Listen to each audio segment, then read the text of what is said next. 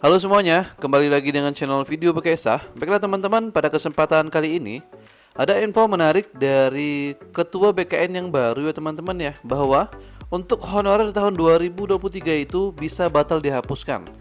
Ada beberapa solusi yang ditawarkan oleh pemerintah. Maka teman-teman jangan kemana-mana, saksikan terus videonya. Untuk teman-teman yang baru mampir ke channel Video Bekesah, jangan lupa untuk di subscribe terlebih dahulu. Dan jangan lupa juga untuk menekan tombol loncengnya, karena teman-teman akan mendapatkan notifikasi untuk videoku yang terbaru. Baiklah, tanpa berlama-lama lagi, langsung saja kita ke pembahasannya. Di sini untuk di cover pertama ini teman-teman mengatakan bahwa honorer tahun 2023 bisa batal dihapus. Ini solusi yang akan ditawarkan oleh pemerintah. Nah, sebelumnya penghapusan tenaga honorer pada tahun 2023 berpotensi batal setelah adanya keberatan dari sejumlah pemerintah daerah atau Pemda. PP nomor 49 tahun 2018 dan terbaru lewat surat edaran bernomor B bla bla bla bla mewajibkan Pemda untuk menghapus pegawai honorer atau non-ASN di wilayah kerjanya. Jadi terkait dengan penghapusan honorer atau peringatan dari atau surat beredar ya teman-teman ya, surat edaran maksud aku dari pemerintah pusat itu sudah diterbitkan sejak tahun 2018 teman-teman. Akan tetapi baru tahun 2023 ini dimarakkan kembali atau di-up kembali oleh pemerintah pusat.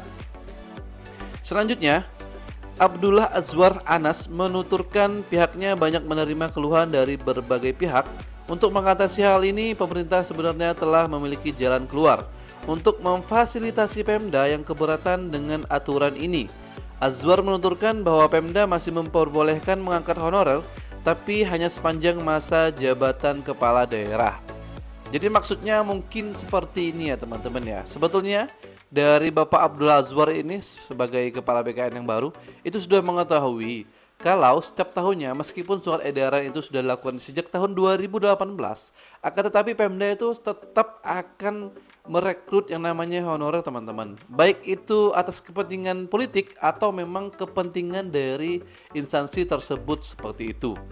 Nah, solusi ini ditawarkan oleh Kemenpan RB, solusi ini ditawarkan oleh BKN, maksudnya seperti itu, bahwa itu hanya sepanjang masa jabatan kepala daerah saja. Nah, misalkan nih teman-teman 2024 nanti ketika pemilihan presiden maupun kepala daerah, baik itu bupati ataupun gubernur, nah teman-teman itu masuk di zaman atau eranya Bupati A.